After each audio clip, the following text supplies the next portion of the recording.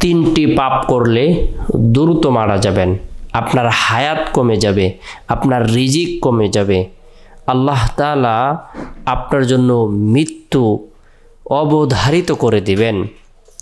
ক্ষণস্থায়ী জীবনের মধ্যে মানুষ কতদিন বাঁচবে, কি পরিমাণ রিজিক ভক্ষণ করবে, কতদিন আল্লাহ তাআলা তাকে হায়াত দান করবেন, সব কিছু আল্লাহ তাআলার হাতেই লিপিবদ্ধ রয়েছে।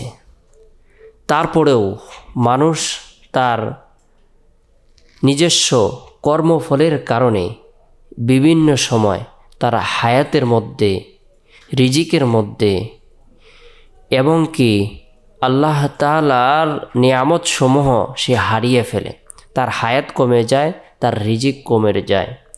আল্লাহ পাক রব্বুল আলামিন বান্দার জন্য হায়াত, মৃত্যু সব কিছু অবধারিত করে দিয়েছেন। আল্লাযী খালাকাল মাউতা ওয়াল হায়াতা লিয়াবলুয়াকুম আইয়ুকুম আহসানু আমালা। আল্লাহ পাক রব্বুল আলামিন মানুষ সৃষ্টি করেছেন, তাদেরকে জীবন দান করেছেন, তাদেরকে আল্লাহ তাআলা মৃত্যু দান করবেন। হায়াত, রিজিক, মৃত্যু সব কিছু আল্লাহ তাআলা অবধারিত করে রেখেছেন, নির্ধারণ করে রেখেছেন। আমরা এমন কিছু অপরাধ করে থাকি যে অপরাধের মাধ্যমে আমাদের হায়াত কমে যায়, আমাদের রিজিক কমে যায়, আমাদের দ্রুত মৃত্যু হয়ে যাবে। আমরা আজকে জেনে নেব সেই তিনটি অপরাধ কি, তিনটি পাপ কি, যে পাপের মাধ্যমে বান্দার হায়াত কমে যায়, রিজিক কমে যায়, সে দ্রুত মারা যায়। 1 নম্বর অপরাধ হলো জেনা, ব্যভিচার করা। যহরুল ফাসাদু ফিল বাররি ওয়াল বাহরি বিমা কাসাবাত আইদিন নাস। জলে স্থলে যে বিশৃঙ্খলা সৃষ্টি হয় অন্যায় অপরাধের কারণে, মানুষের নাফরমানের কারণে, জলোচ্ছ্বাস, ঘূর্ণিঝড়, অতিবৃষ্টি, শিলাবৃষ্টি, ঝড় তুফান, আসমানি জমিনি বিভিন্ন ধরনের বালা মুসিবত আসে, ভূমিকম্প আসে, এগুলো মানুষের হাতের কামাই। যহরুল ফাসাদু ফিল বাররি ওয়াল বাহরি বিমা কাসাবাত আইদিন নাস। জলস্থলে যে বিশৃঙ্খলা, উশৃঙ্খলা সৃষ্টি হয়, বিমা কাসাবাত আইদিন নাস, এগুলো হলো মানুষের নিজস্ব কর্মফল, তার হাতের কামাই। তাহলে আপনার আমার জন্য উচিত হলো অন্যায় অপরাধ থেকে বেঁচে থাকা, গুনাহের কাজ থেকে বেঁচে থাকা। 1 নম্বর যে অপরাধটির কারণে মানুষ দ্রুত মারা যায় সেটি হলো জেনা, ব্যভিচার করার কারণে। আল্লাহ তাআলা বলেন, ওয়ালা তাকরাবুজ জিনা ইন্নাহু কানা ফাহিশা। লা তাকরাবুজ জিনা, জিনার কাছেও যেতে নিষেধ করেছেন, ফাহিশা কাজের কাছেও যেতে, নিকটে যেতেও নিষেধ করেছেন। জেনা, ব্যভিচারের মাধ্যমে সমাজের মধ্যে বিভিন্ন ধরনের অন্যায় অপরাধ ছড়িয়ে পড়ে, ব্যাপক আকারে মানুষ নাফরমানের মধ্যে লিপ্ত হয়ে পড়ে। যখন সে জেনা, ব্যভিচারের মধ্যে লিপ্ত হয়ে যায়, ঈমান নামে মহামূল্যবান যে একটি সম্পদ রয়েছে, সেই সম্পদটি তার কাছ থেকে দূরে সরে যায়, ঈমান আলাদা হয়ে যায়।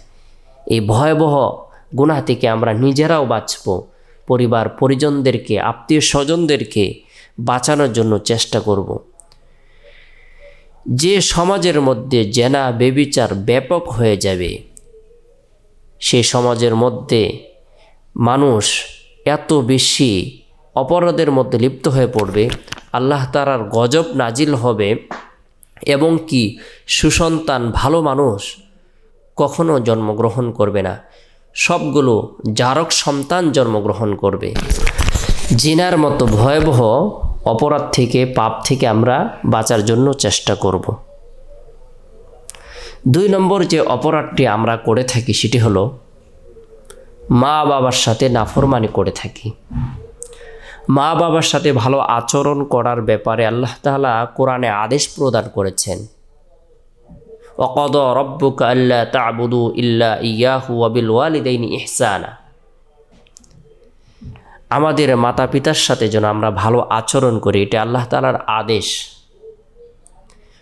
তাদের সাথে যদি কোনো ব্যক্তি নাফরমানি করে, মাতা পিতার সাথে অন্যায় অপরাধের মতো জঘন্যতম কাজের মধ্যে লিপ্ত হয়ে পড়ে, তার হায়াত কমে যায়, তার রিজিক কমে যায়।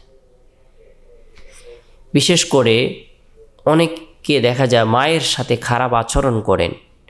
আপনার আমার মা দীর্ঘদিন কষ্ট করে লালন পালন করেছেন, দীর্ঘদিন গর্ভে ধারণ করেছেন, এবং কি কষ্ট করে প্রসব বেদনা সহ্য করে আমাদেরকে এই দুনিয়াতে আসার মাধ্যম হিসেবে আল্লাহ তাআলা পাঠিয়েছেন। এই মায়ের সাথে অনেকে খারাপ আচরণ করেন, বাবার সাথে খারাপ আচরণ করেন। যারা এই দুই ব্যক্তির সাথে নাফরমানি করবে, তাদের রিজিক কমে যাবে, হায়াত কমে যাবে, তারা দ্রুত মারা যাবে। 3 নম্বর যে অপরাধটি আমরা সর্বদাই করে থাকি, সেটা হলো চলতে ফিরতে উঠতে বসতে দৈনন্দিন আমরা করে থাকি, সেটি হলো মিথ্যা কথা বলা। মিথ্যা কথা বলার মাধ্যমে সমাজের মধ্যে যত ধরনের অপকর্ম আছে সব কিছু ছড়িয়ে পড়ে, সব অপকর্মগুলো ছড়িয়ে পড়ে।